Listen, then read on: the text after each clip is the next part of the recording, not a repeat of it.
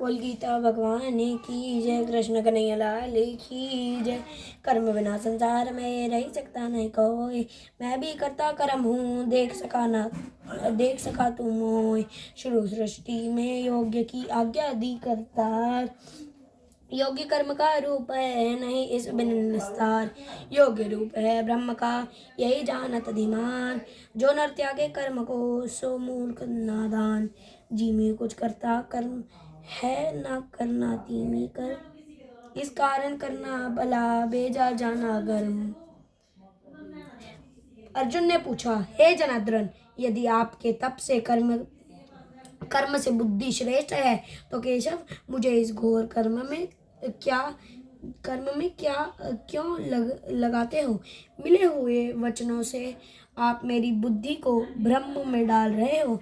निश्चय करके मुझे बतलाइए जिससे मैं कल्याण को प्राप्त हूँ। श्री कृष्ण जी बोले, हे निष्पाप अर्जुन, मैं पहले समझ चुका हूँ कि इस लोक में दो प्रकार की निष्ठा कही है। एक तो संख्या वालों का ज्ञान योग और दूसरा योगियों का कर्म योग। कर्म का प्रारंभ न रहने से ही कोई निष्कर्म नहीं कहलाता और कर्म का त्याग करके संन्यास करने से ही किसी को सिद्धि नहीं मिल जाती। मनुष्य क्षण भर भी कर्म किए बगैर नहीं रह सकता। प्रकृति के गुण ही सब मनुष्यों को कुछ ना कुछ कर्म करने में लगाते हैं। जो अज्ञानी कर्म इंद्रियों को रोककर आत्मचिंतन करने के बहाने वैश्यों की चिंता करते हैं, वह पाखंडी मिथ्याचारी कहता है। हे अर्जुन, जो इंद्रियों को मन में दमन कर और विषयों में प्रवृत्त न होने देखकर उनसे कार्य लेते हैं, वह कर्म योग का अभ्यास कहता है और श्रेष्ठ कहता है। अपने कर्म के अनुसार नियमित कर्म करो, बिना कर्म किए तुम्हारे शरीर का निवृत्त नहीं हो सकता है। हे कौन्तेय, यज्ञ के निमित्त किए जाने वाले कर्म को छोड़कर जितने कर्म है उनके करने से मनुष्य को बंधन होते हैं।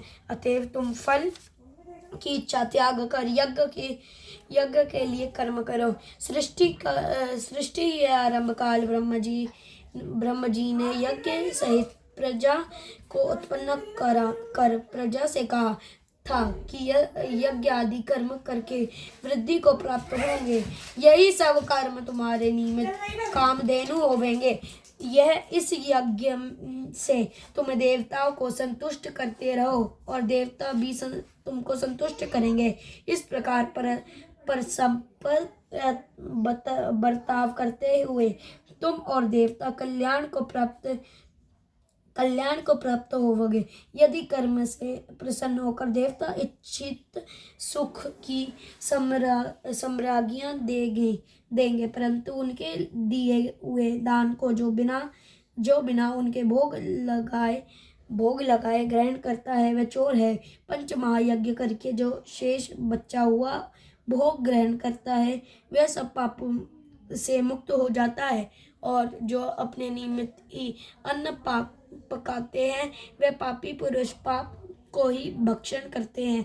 अन्न से प्राणियों की उत्पत्ति होती है, अन्न मेघ से उत्पन्न होता है, मेघ यज्ञ द्वारा जल बरसता है और यज्ञ की उत्पत्ति कर्म से होती है, कर्म की उत्पत्ति ब्रह्म से हुई है और ब्रह्म अक्षर परमात्मा से।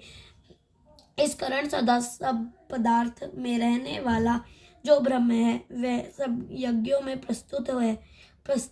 हे पार्थ, इस प्रकार चलाए हुए कर्म के चक्र के अनुसार जो नहीं चलता वह पापमय है। जो पुरुष आत्मा में ही रहता है और आत्मानंद अनुभव से तृप्त रहता है, उसे कुछ भी कार्य शेष नहीं।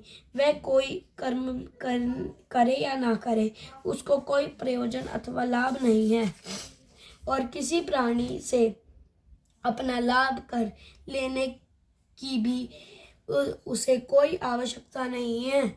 इसलिए तुम तुम भी फल की प्राप्ति की इच्छा त्याग कर कर्तव्य पालन करते रहो। राजा जनक आदि ने भी कर्म सिद्धि पाई है। इस प्रकार तथा लोक संग्रहण देखते हुए भी तुमको कर्म करना उचित है। श्रेष्ठ पुरुष जिस कर्म का आचरण करता है दूसरे मनुष्य उसी मार्ग पर चलते हैं और वह जिसको प्रामाणिक मानते हैं उसी के अनुसार सब उत्तम मानते हैं। हे पार्थ, तुम मुझको तीनों लोकों में कुछ भी कर्म शेष न रहा है और न कोई अप्राप्त वस्तु प्राप्त करनी है, फिर भी मैं कर्म करता ही रहता हूँ। यदि हम ही आलस्यमय होकर कर्म को नहीं करेंगे तो मनुष्य हर प्रकार से हमारे ही पथ का अनुकरण करेंगे। जो मैं ही न करूं तो सब लोग भी न करने से नष्ट होवेंगे। इससे मैं ही वर्ण संकरों के उत्पन्न करने का हेतु बनकर प्रजा को नष्ट करने वाला समझा जाऊंगा। जिस प्रकार अज्ञानी फल की इच्छा करके कर्म करते हैं, वैसे ही फल की इच्छा न करते हुए अज्ञानी को लोक शिक्षा की इच्छा करते हुए कर्म करना उचित है।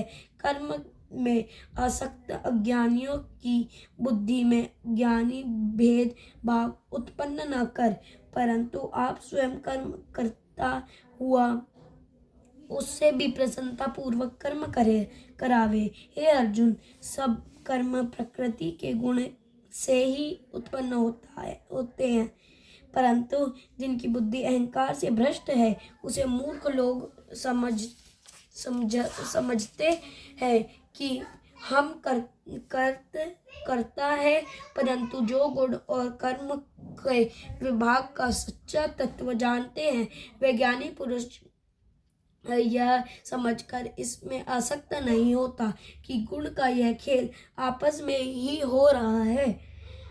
हे अर्जुन, जो आध्यात्मिक बुद्धि से सब कर्म को तुम मुझ में अपहरण करके कर्म फल की आशा छोड़कर संग्राम करो। जो पुरुष श्रद्धा पूर्वक मेरे वचनों पर दोष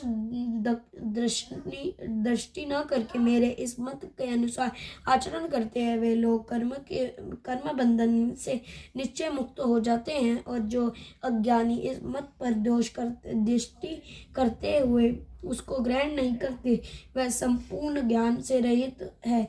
उनको नष्ट हुआ जानो। अपना कठिन कर्म भी दूसरे के सहज धर्म से हितकारी होता है।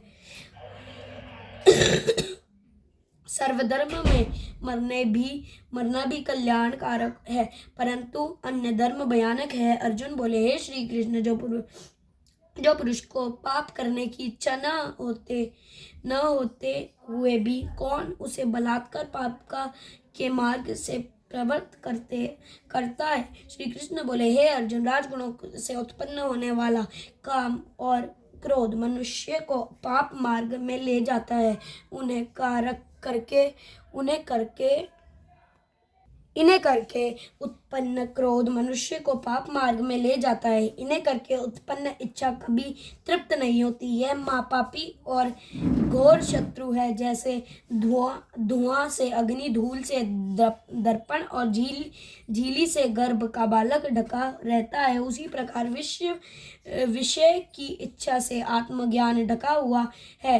हे कुंती पुत्र, इस शत्रु काम को करके ज्ञानियों का ज्ञान अच्छेदित हुआ है।